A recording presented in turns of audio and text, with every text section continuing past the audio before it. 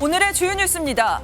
검찰 비상계엄 특수수사본부가 김용현 전 국방부 장관에 대해 내란 공모 혐의로 구속영장을 청구해 오늘 법원이 구속 여부를 판단합니다. 검찰은 김 전 장관을 내란 중요 임무 종사자로 판단해 사실상 윤석열 대통령을 이번 사태의 우두머리로 지목했다는 분석이 나옵니다. 윤석열 대통령이 현직 대통령 사상 최초로 출국 금지 조치됐습니다. 경찰청 특별수사단은 요건에 맞으면 윤 대통령을 긴급 체포할 수 있다고 밝혔습니다. 더불어민주당이 오늘 국회 본회의에서 대통령이 거부권을 행사할 수 없는 내란 상설특검을 통과시킬 예정입니다. 또 민주당 주도로 처리된 내년도 삭감 예산안이 처리될 가능성도 있습니다. 조지호 경찰청장은 비상계엄 당시 여인형 방첩사령관이 전화로 이재명 대표 등 주요 정치인의 위치 추적을 요청했다고 진술했습니다. 어제 국회 법사위에 출석한 조 청장은 한동훈 대표는 처음 불러준 명단에 없었고 이후 추가하라고 했다고 설명했습니다. 검찰이 어제 방첩사령부와 여인형 전 방첩사령관의 주거지 등을 압수수색한 데 이어 오늘 여전 사령관을 소환 조사합니다. 민주당은 오늘 본회의에서 박성재 법무부 장관과 조지호 경찰청장에 대한 탄핵소추안을 보고합니다. 시청자 여러분 안녕하십니까? 오늘 저희 굿모닝 MB에는 밤사이 들어온 이번 비상계엄 사태의 수사 소식부터 전해드리겠습니다. 밤사이 검찰이 김용현 전 국방부 장관에 대해 구속영장을 청구했습니다. 윤석열 대통령과 내란을 공모했다는 혐의를 적용했는데요. 검찰은 윤석열 대통령을 사실상 내란의 우두머리로 보고 있습니다. 오늘 첫 소식은 심동욱 기자입니다. 검찰 비상계엄 특수수사본부가 김용현 전 국방부 장관에 대해 구속영장을 청구했습니다. 그제 새벽 검찰에 출석해 조사를 받다가 긴급 체포된 지 하루 만입니다. 검찰은 김 전 장관이 윤석열 대통령과 공모해 내란을 일으킨 혐의가 있다고 구속영장에 적시했습니다. 윤 대통령을 사실상 이번 사태의 수괴, 즉 우두머리로 지목한 것이라는 분석이 나옵니다. 형법상 내란죄는 내란의 수괴 외에도 모의에 참여하거나 중요 임무를 맡은 자와 단순 관여자 등 셋으로 나눠 처벌하고 있습니다. 검찰은 내란죄의 법정 최고형이 사형일 정도로 중대 범죄인데다가 김 전 장관이 증거를 인멸할 우려가 있다고 보고 신속하게 구속영장을 청구한 것으로 풀이됩니다.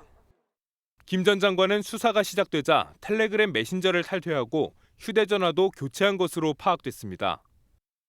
역시 12.3 비상계엄 사태를 수사 중인 경찰 특별수사단은 윤석열 대통령을 피의자로 입건하며 요건에 맞으면 긴급 체포를 할 수 있다고 밝혔습니다.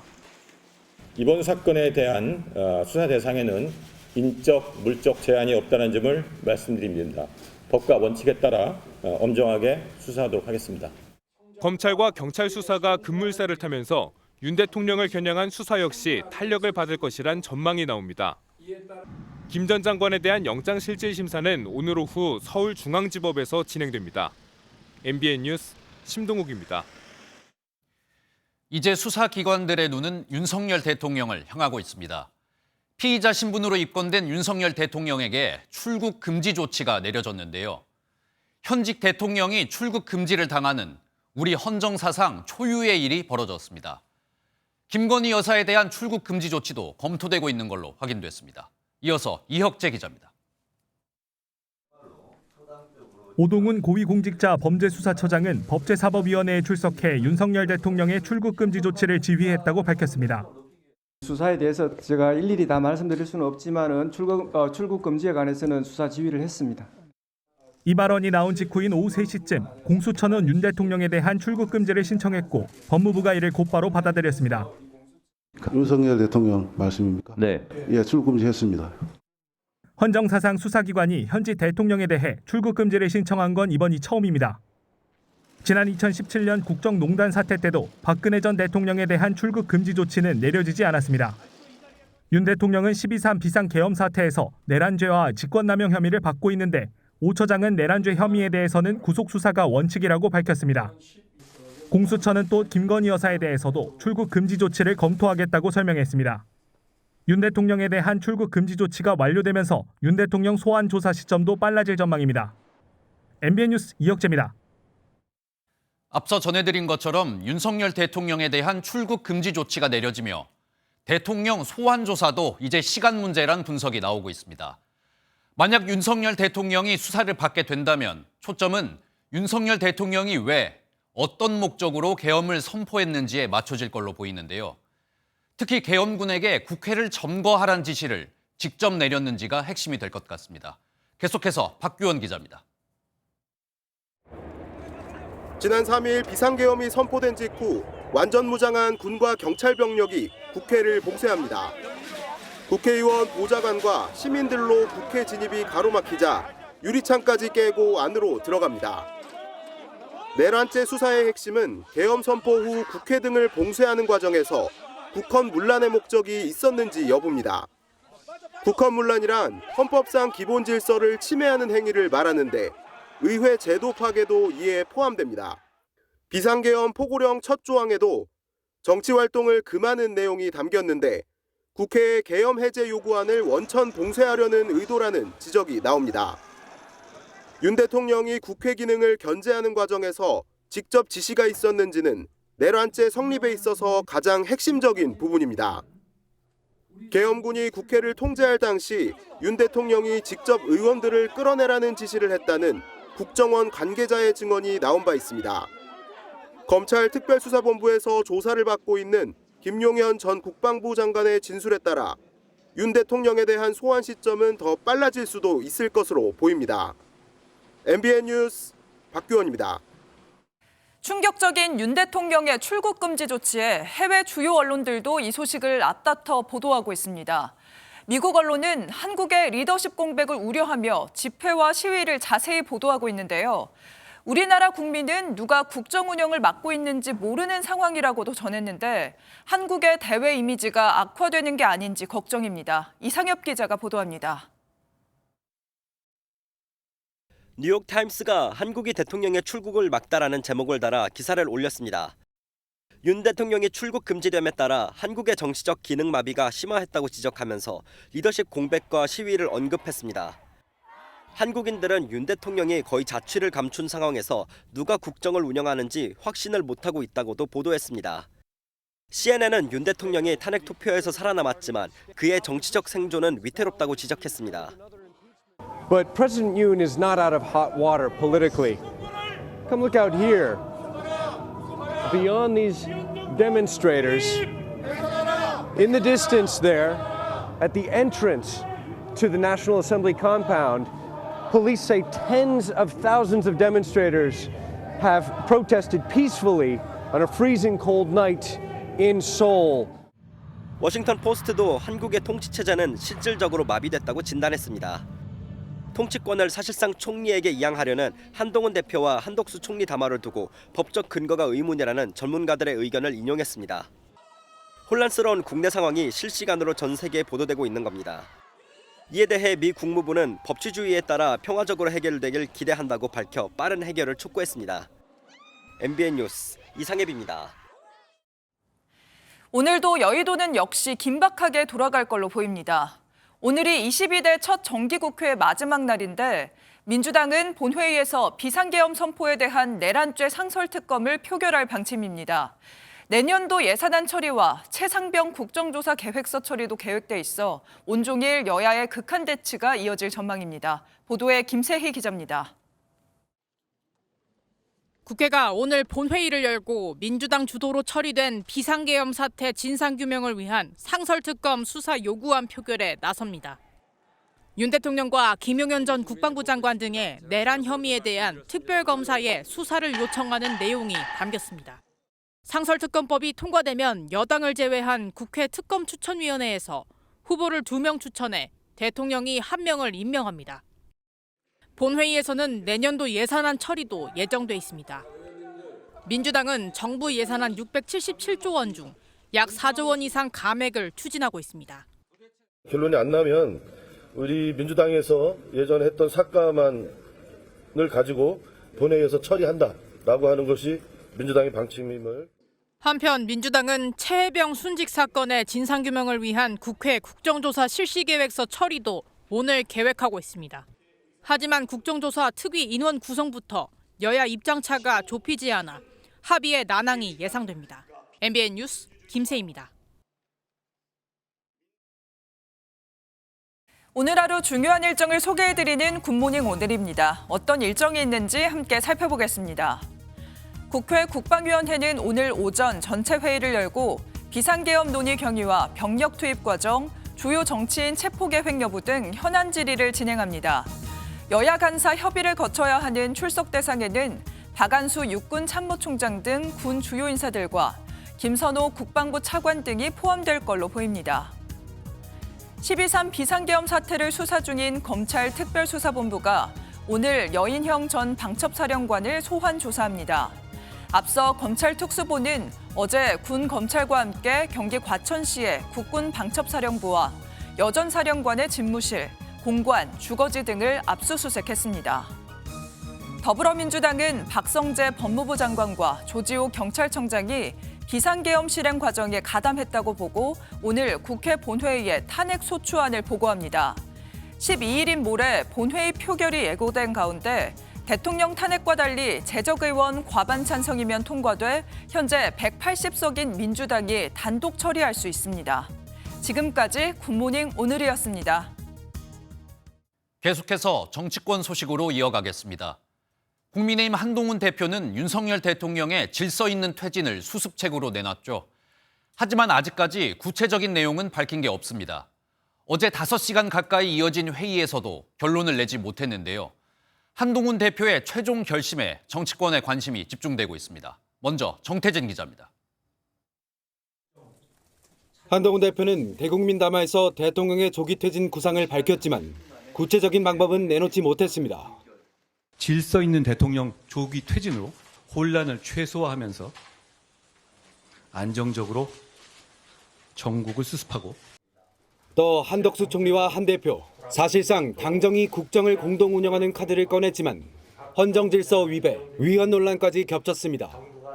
긴급 의원총회가 열렸고 이 자리에서 한 대표는 로드맵 등 구체적인 방향성에 대해 이야기해달라며 의원들의 의견을 경청한 것으로 파악됐습니다. 친윤계는 임기 단축 개헌을, 친한계는 대통령의 하야 시점을 잘 정해야 한다. 임기 단축 개헌은 야당조차 관심 없을 것이라며 난상 토론이 벌어졌지만 결론을 내지는 못했습니다. 한 대표는 말을 아꼈습니다. 지금 상황을 어떻게 타개할 것인가에 대한 구체적인 의견들을 잘 들었습니다. 제가 따로 의견을 제시하지는 않았습니다. 한동훈 대표는 이르면 이번 주까지 구체적인 조기 퇴진 방안을 결단할 것으로 보입니다. 한 대표가 당내 의견을 하나로 모을 수 있을지 다시 한번 리더십 시험대에 올랐습니다. MBN 뉴스 정태진입니다. 한편 국민의힘은 이제 새로운 원내대표도 뽑아야 합니다. 여당이 최대 위기에 몰린 상황에서 원내 지도부가 교체되는 건데요. 하지만 어떤 방식으로 새 원내대표를 뽑을지 의원들의 의견은 엇갈리고 있습니다. 오늘부터 새 원내대표를 맡을 후보자 접수가 시작되는데요. 거론되는 인물이 있는지 조희로 기자가 보도하겠습니다. 국민의힘이 이번 사태에 책임을 지고 사퇴한 추경호 원내대표의 후임을 선출하는 작업에 착수했습니다. 새로운 원내대표를 뽑기 위한 공고 절차를 오늘 이 의총에서 시작했습니다.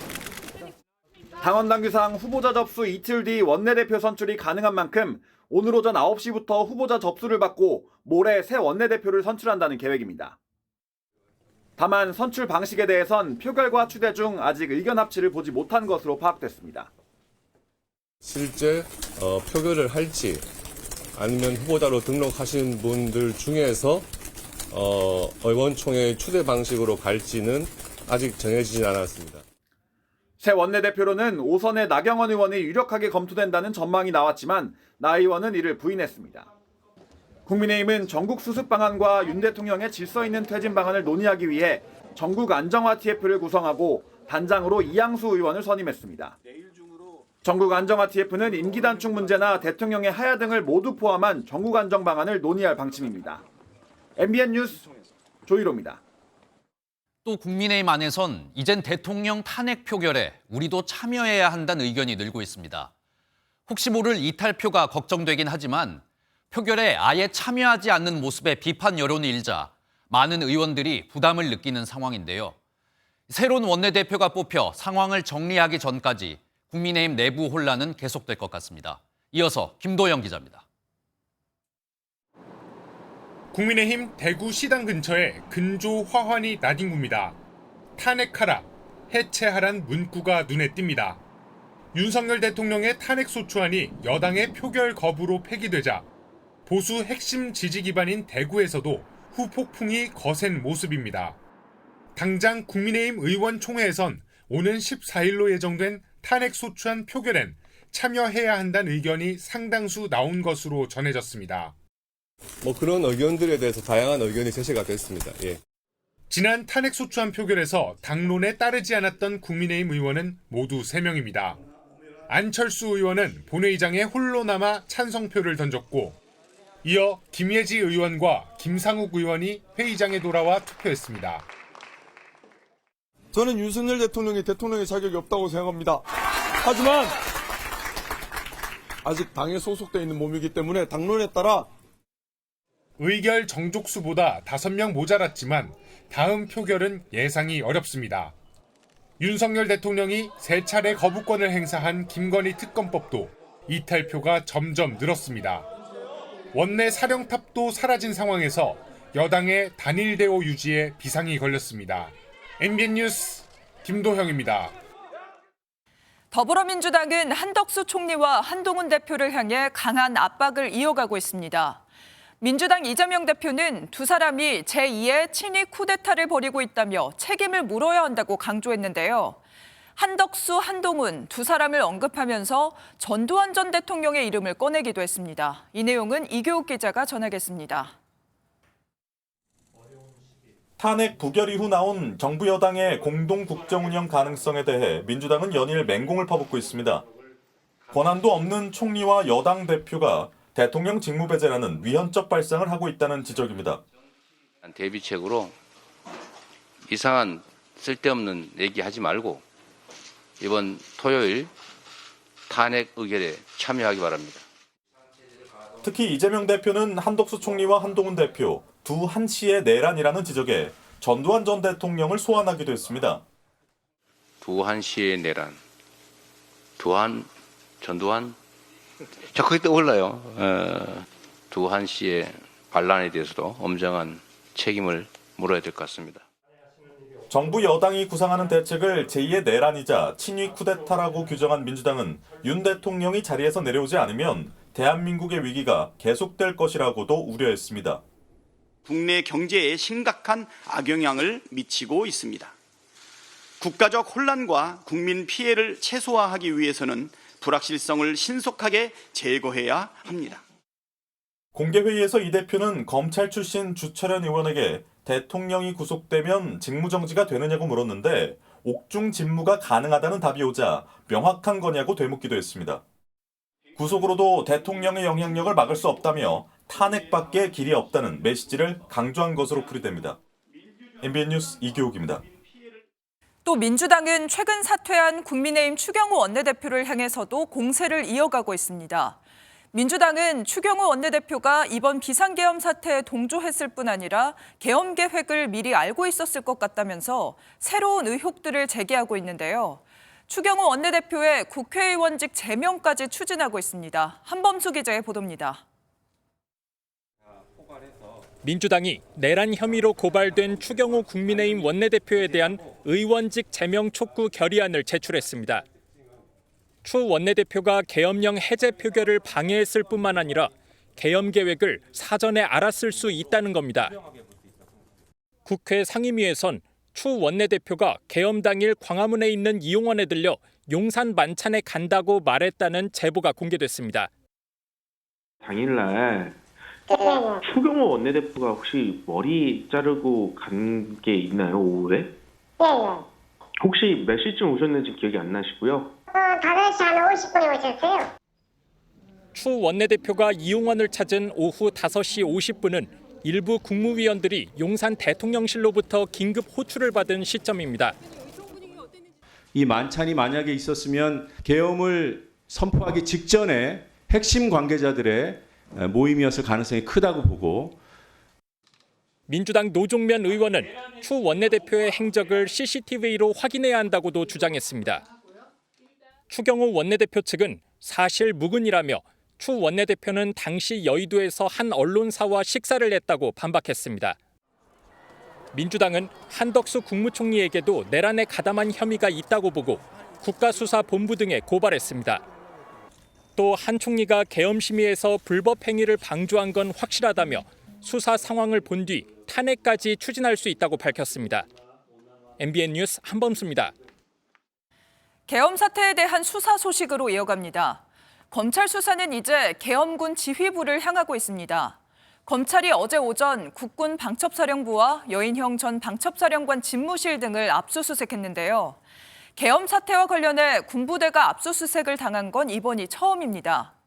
특수보는 방첩사가 왜 국회와 선관위에 들어갔던 건지, 비상계엄 포고령은 누가 작성한 건지 확인하고 있습니다. 먼저 노하린 기자입니다.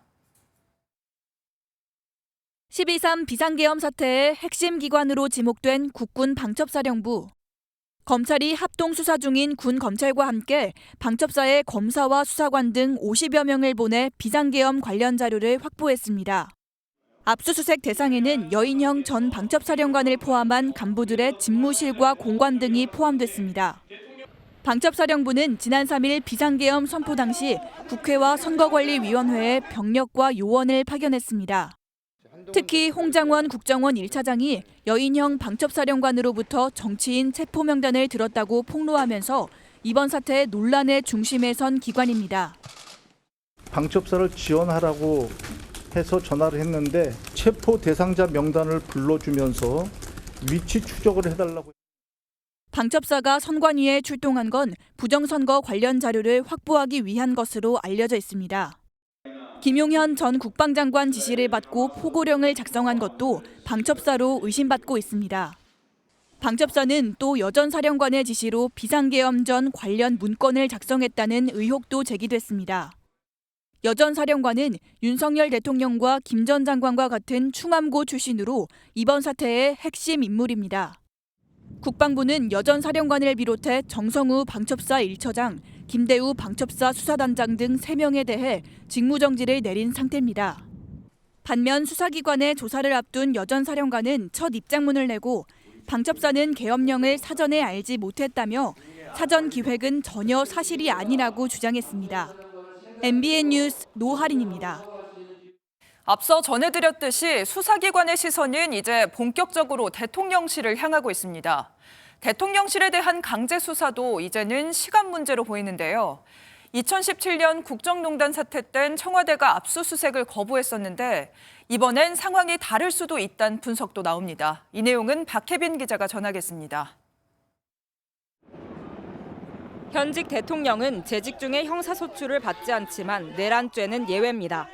대통령이더라도 내란 혐의에 대해서는 수사와 기소를 할 수 있기 때문에 원칙적으로 구속수사까지 진행될 수 있습니다. 윤석열 대통령에 대한 출국금지 조치까지 내려지고 내란죄 수사도 본격적으로 진행되면서 대통령실에 대한 압수수색도 초읽기에 들어간 것으로 보입니다. 다만 대통령실이 순순히 압수수색에 응할지는 단정 지을 수 없습니다. 압수수색에 대한 방어권을 행사할 수도 있는 데다가 대통령 경호처와의 충돌 상황 역시 배제할 수 없습니다. 형사소송법 110조에 따르면 군사상 비밀을 요하는 장소는 책임자 승낙 없이 압수 또는 수색할 수 없다고 명시돼 있습니다. 하지만 극도의 군사상 보안이 필요한 국방부 장관 집무실에 대한 압수수색도 이미 진행된 만큼 대통령실이 압수수색을 피하기는 어려워 보인다는 분석이 나옵니다. 지난 2017년 박근혜 정부의 국정농단 사태 때 특검팀은 청와대 압수수색을 시도했다가 보안 유지를 이유로 거부당했는데 당시 특검의 수사팀장이 윤 대통령이었습니다.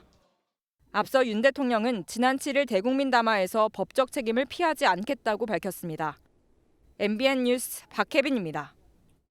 저희 MBN은 단독 보도를 통해서 여인형 전 방첩사령관이 국정원 홍장원 1차장에게 전화를 걸어 주요 정치인들의 위치 추적을 요구했다는 사실 전해드렸는데요.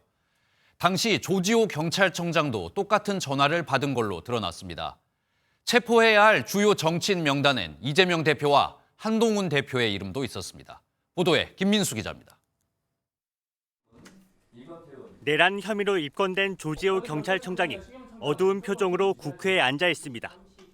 수사 중인 사안이라고 말을 아꼈지만 질문이 계속되자 체념한 듯 구체적인 답변을 내놓기 시작합니다.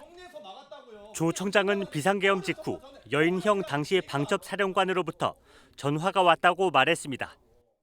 22시 30분에서 40분 사이에 그 방첩 사령관이 전화가 와가지고 한 3가지를 이야기했는데, 근데 그게 조금 저는 문제가 있다고 생각하고 뭐 제가 참모들한테 지시 안 한 내용이 있습니다. 거기 특히 위치 추적을 해달라는 당시 사령관의 요청이 또렷이 기억난다고 말했습니다. 체포해야 하는 주요 정치인들의 명단이었습니다. 이재명 대표님 있었고 야당 원내대표 있었고, 그러니까 위원장님 생각이 나고, 이 사람은 얘들 같이 하고 생각됐던 게 김명수 전 대법원장, 그리고 권순일 대법관. 한동훈 국민의힘 대표에 대해선 나중에 추가 요청을 했다는 증언도 나왔습니다. 한동훈 대표는요, 그게 처음에 불러준 명단에는 없었고, 그 뒤에 한번 다시 전화 와가지고 한 명 추가라고 해서 이제 들어간 겁니다. 조 청장은 받아 적은 명단을 15명으로 기억한다며 요청을 들어주지는 않았다고 말했습니다. 그럼에도 비상계엄 당시 국회 출입을 전면 통제해 비상계엄 해제 요구 결의안 의결을 방해한 꼴이 됐습니다. 조 청장은 당시 통제 지시에 대해 아쉬움이 많이 있다며 자리에 연연할 생각도 없다는 입장을 밝혔습니다. MBN 뉴스 김민수입니다. 이번 비상계엄 사태로 국정운영 전반에 큰 혼란이 이어지고 있죠. 그중에서도 가장 걱정이 되는 부분은 안보와 국방 분야입니다. 국방부는 여전히 군 통수권은 법적으로 대통령이 갖고 있다는 공식 입장을 밝혔지만, 사실상 대통령이 직무 정지 상태라 안보 불안이 계속되고 있는데요. 우리나라의 군대가 만들어진 이래 국방부 장관이 없는 초유의 상황이 이어지고 있습니다. 이한나 기자입니다.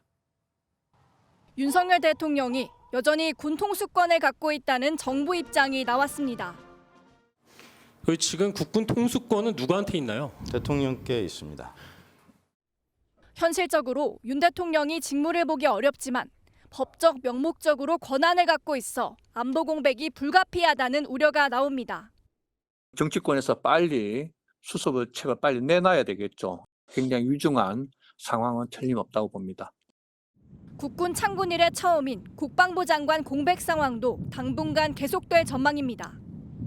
최병혁 국방장관 후보자가 지명됐지만 대통령실이 국회 인사청문회에 필요한 절차를 진행할 수 있을지 미지수입니다. 총리실 관계자는 한덕수 총리가 하는 판단은 헌법과 법률을 따른다며 국정 정상화에 집중하겠다고 강조했습니다. 하지만 이후 권한 대행을 정식으로 맡게 돼도 인사권 행사에는 제한이 예상됩니다. 아직 결정은 안 됐고요. 아까 말씀드린 것처럼 우선은 실무적인 탄핵소추안은 작성을 하고 있습니다. 국방부는 자체적으로 인사청문회 태스크포스조차 꾸리지 못하고 있습니다. MBN 뉴스 이한나입니다. MBN 단독 보도로 이어가겠습니다. 이번 비상계엄 사태 때 계엄군의 움직임을 생각해보면 국회보단 선관위 장악에 무게를 둔 모습이었습니다. 그래서 국회 진입은 미끼였고 가장 큰 목표는 선관위가 아니었냐, 이런 의혹이 계속 나오고 있는데요. 당시 방첩사령부가 국가보안을 책임지고 있는 사이버보안실의 최정예 요원들을 빼내 선관위에 보내려 했던 사실이 저희 MBN 취재로 확인됐습니다. 지휘부는 폭언까지 하면서 출동을 압박했지만 사이버보안실이 명령을 거부한 것으로 전해졌습니다. 권용범 기자가 단독 취재했습니다. 비상계엄 당시 여인형 전 국군 방첩사령관은 국회와 선거관리위원회에 방첩사 요원 출동 명령을 내렸습니다. 이를 거부하는 부대원에게 수뇌부는 폭언을 하며 출동을 압박한 걸로 전해졌습니다. 그런데 비상계엄의 비밀 지휘소로 추정되는 방첩사 사이버보안실에서조차 출동에 반대하는 움직임이 있었던 정황이 MBN 취재 결과 드러났습니다. 사이버보안실 소속 일부 간부들이 수뇌부의 선관위 출동 명령과 조편성 지시 등을 부당한 명령이라고 판단해 거부한 채 따르지 않았던 겁니다. 군 정보당국 관계자는 MBN에 해당 간부들이 사이버보안실에 현재 정상 근무하고 있고 직무 정지 등 조치는 없는 상태라고 전했습니다. 사이버보안실은 방첩사 처장 아래 대령급의 실장이 지휘하는 부서로 사이버보안 정책과 측정 등을 담당하는 걸로 알려졌습니다. 포고령이라든가 선관이라든가 이런 부분들을 거기서 주도한 걸로 돼 있으니까 하나의 컨트롤 타워 비슷해 보이거든요. 결국 선관위의 몸통인 전산실엔 방첩사 요원 대신 국군 정보사령부가 동원된 정황이 드러났습니다. 대령 계급장을 단 인원 등이 선관위 전산실 서버를 촬영하는 모습이 CCTV에 그대로 포착된 겁니다. 국방부는 정보사 요원의 선관위 파견에 대해 관련 정황이 있어 추가로 사실 확인 중이라고 밝혔습니다. MBN 뉴스 권용보입니다. 한편 이번 계엄 사태 때 방첩사가 상관의 명령을 거부한 사례는 또 있었습니다. 저희 MBN 취재 결과 방첩사의 몇몇 현장 지휘관들은 상부에 철수 명령이 있기도 전에 부하들을 현장에서 빼낸 것으로 확인됐는데요. 방첩사령부가 크게 호통을 치며 재소집을 명령했지만 현장에선 부당한 명령이라며 철수를 시작했다고 합니다. 주진희 기자가 단독 보도합니다. 지난 4일 새벽 1시 2분쯤 국회에서 계엄령 해제 결의안이 통과되고 1시 11분쯤 계엄군 철수가 시작됐습니다. 알겠습니다. 자, 지금 나가서 정리하시면 돼요. 자, 이동하겠습니다. MBN 취재 결과 당시 방첩사 철수도 현장 지휘관에 의해 진행됐고 상부는 이에 크게 당황했던 것으로 전해집니다. 군 관계자는 당시 계엄 해제안이 의결되고 방첩사 현장 지휘관이 사령관에게 보고하지 않고 전원 철수 지시를 했다고 전했습니다. 이후 지휘부가 듣고 크게 호통치며 막았지만 현장 장교가 재소집은 부당한 명령으로 보고 따르지 않았다고 덧붙였습니다. 실제 이진우 수방사령관도 당시 현장에서 철수가 먼저 시작됐다며 분위기를 전했습니다. 보고가 와서 승인해주고 다 같이 나오겠습니다. 예. 그거는 상급 부대에서는 혹시 보고했다든가 지시받은 건 있습니까? 철수에 관계된 거는? 근데 얼마 안 돼서 위에서도 연락이 와서 철수를 승인하는 걸로. 이에 대해 여인영 전 방첩사령관에게 사실 확인을 요청했지만 답변을 받지 못했습니다. MBN 뉴스 주진입니다. 야당이 정부 여당을 향해 총공세를 벌이고 있는 상황 국회팀 장가희 기자와 다시 한번 자세히 짚어보겠습니다. 어서 오십시오. 일단 아까 저희가 음향 문제가 있어서 잠깐 대담이 끊겼었는데요. 네. 다시 한번 시작을 해보도록 하겠습니다. 지금 민주당 매주 탄핵 예고하고 있고 특검도 지금 여러 가지를 내고 있어요. 동시다발적으로 이 총공세 펼치고 있는데 오늘 같은 경우에 상설특검, 일반특검 이 두 가지가 있는데 이름은 다르지만 결국 윤석열 대통령 겨냥한 거죠? 맞습니다. 말씀하신 것처럼 결과적으로 일반특검, 상설특검 모두 윤 대통령을 최종 겨냥하고 있습니다.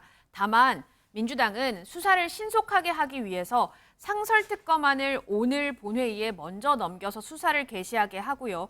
향후 일반특검의 이 수사 인력을 그대로 흡수한다는 계획입니다. 네, 그런데 제가 하나 궁금한 게 민주당이 특검 법안을 이렇게 통과시키면 대통령이 만약에 이거 안 받겠다 이렇게 요구할 수도 거부권 행사할 수 있는 겁니까? 맞습니다. 그런데 이렇기 때문에 상설특검을 일반특검에 앞서서 먼저 하는 이유인데요. 상설특검 같은 경우에는 대통령이 거부권을 행사할 수 없습니다. 하지만 결과적으로 봤을 때 이 특별검사를 임명하는 건 또 대통령이죠.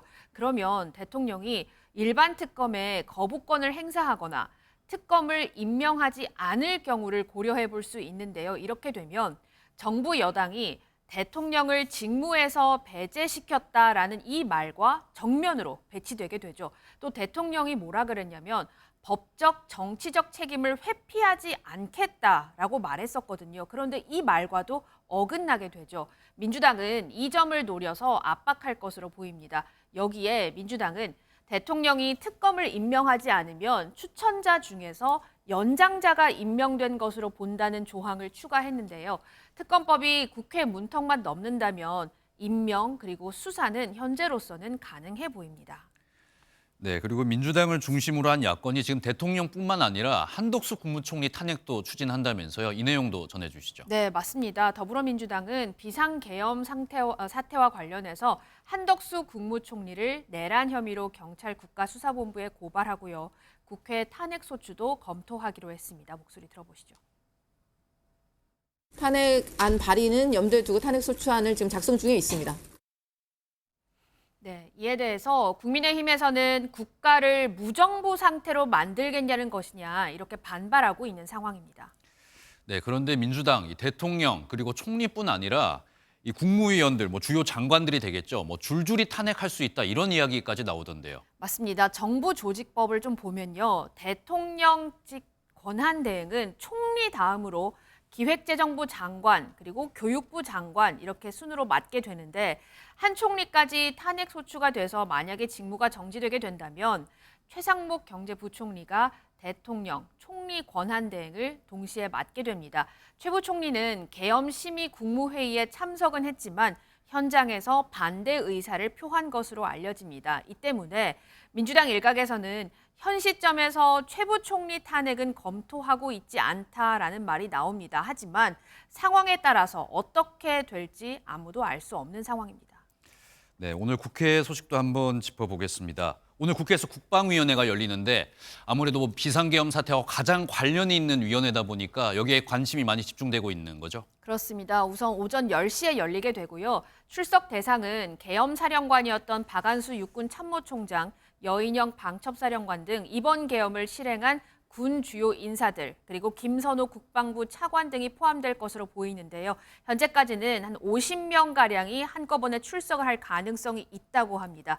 왜 계엄을 논의했는지, 국회와 중앙선관위에 병력이 투입된 과정, 그리고 주요 정치인 체포 계획 여부 등 당시 상황을 집중적으로 추궁할 것으로 보입니다. 네, 오늘 저희 장가희 기자와의 대담에 방송에 고르지 못했습니다. 시청자 여러분의 다시 한번 양해 부탁드리겠습니다. 오늘 말씀 여기까지 듣겠습니다. 지금까지 국회팀 장가희 기자였습니다.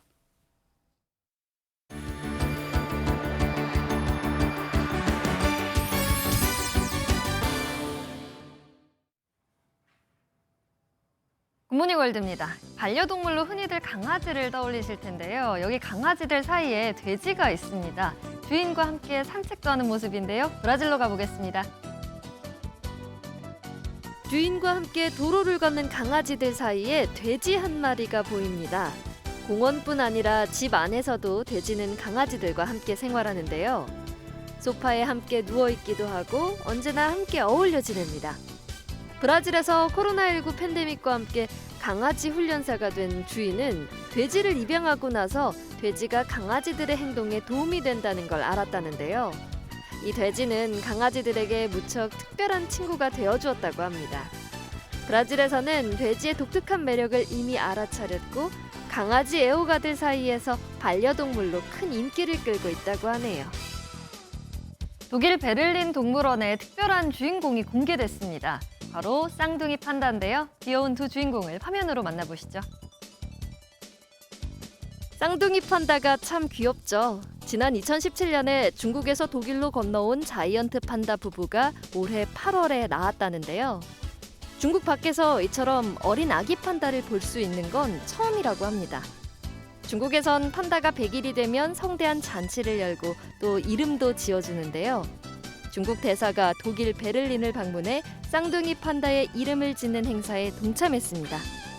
두 판다는 멍하오, 멍텐이라는 이름을 갖게 됐는데 각각 좋은 꿈과 달콤한 꿈이라는 의미라고 합니다. 후바오가 우리 국민에게 즐거움을 안겨주고 중국으로 떠났던 것처럼 쌍둥이 판다들도 독일에 있는 동안 많은 사람에게 기쁨을 줬으면 좋겠네요. 모두가 빨간 옷을 입고 거리로 나왔는데요. 거리로 함께 나온 건 사람뿐만이 아니었습니다. 빨간 산타 복장을 하고 나타난 반려견들을 영상으로 함께 만나보시죠.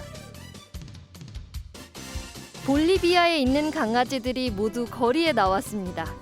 일부 강아지는 주인 등에 업혔고 또 팔에 안겨 행진에 동참하는 강아지도 있는데요.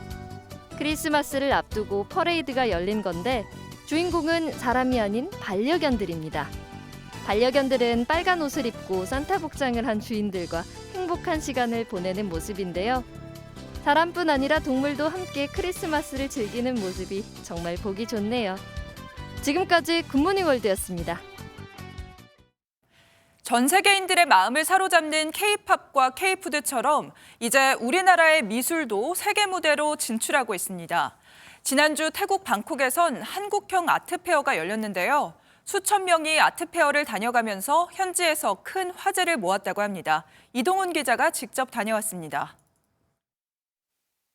하얀 벽면에 유명 작가들의 작품이 걸려 있습니다. 언뜻 보면 우리나라 여느 아트페어와 다를 바 없는 모습이지만 이곳은 태국 방콕입니다.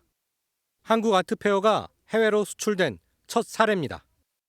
엑세스방콕은 지난 5일부터 사흘간 방콕의 대형 복합공간 아이콘 시암에서 펼쳐져 7,000명이 넘게 다녀갔습니다. 문화체육관광부와 예술경영지원센터 공모 사업 중에 하나로 저희 아트미츠 라이프와 이제 아투가 같이 함께 힘을 모아서 방콕에서 열리는 첫 인터내셔널 아트페어라고 보시면 됩니다. 조연화랑, 갤러리2 등 한국의 갤러리 12곳을 비롯해 태국과 필리핀, 말레이시아 등 아시아 갤러리 총 30곳이 참여했습니다. This is a good starting point, really good starting point, and I'm looking forward to see the next possibility of how the Thai contemporary art scene could be grow. 특히 이번 아트페어는 온라인 뷰잉이라는 신기술을 도입했습니다. 아트 플랫폼 웹사이트를 통해 공간의 제약을 넘어 작품 감상은 물론 구매까지 가능하게 했습니다. AI나 디지털 트윈이나 블록체인 같은 기술을 같이 잘 접목해서 약간 디지털 신기술을 이용해서 꼭 현장에 오지 않으시더라도 한국에서나 여러 다른 도시에서도 같이 보고 즐기실 수 있도록 준비되어 있는 페어고요. 현지의 후평 속에 성공적으로 막을 내린 엑세스 방콕은 한국 미술의 위상을 한 단계 높였습니다. 방콕에서 MBN 뉴스 이동훈입니다. 오늘 아침은 어제보다 추위가 덜합니다. 현재 서울의 기온 영하 1.6도로 어제보다 또 평년보다 높게 출발하고 있고요. 한낮에도 7도까지 올라 평년 기온을 2도가량 웃돌겠습니다. 오늘까지 강원 영동과 영남 동해안을 중심으로는 대기가 무척 건조하겠습니다. 화재 사고 나지 않도록 불조심하셔야겠습니다. 내일은 동풍의 영향으로 동해안 지역에 눈이나 비가 내리면서 대기의 건조함은 차츰 해소되겠습니다. 눈비는 모레 새벽까지 이어지겠고 강원 산지에는 최고 7cm의 눈이 내려 쌓이겠습니다. 오늘 전국이 대체로 맑겠고요. 공기질도 깨끗하겠습니다. 지역별 현재 기온 보겠습니다. 대전 1.3도, 광주는 3.2도로 어제보다 1도에서 5도가량 높습니다. 낮 기온은 서울이 7도, 대전과 광주 9도, 대구는 10도까지 올라 어제와 비슷하거나 조금 높겠습니다. 금요일에는 경기와 충청, 호남에 눈이나 비가 내리겠고요. 이후로는 찬 공기가 내려와 날이 다시 추워지겠습니다. 날씨였습니다. 화요일 아침 굿모닝 MBN 마치겠습니다. 저희는 내일 아침 7시에 다시 찾아뵙겠습니다. 오늘도 좋은 하루 보내세요. 고맙습니다.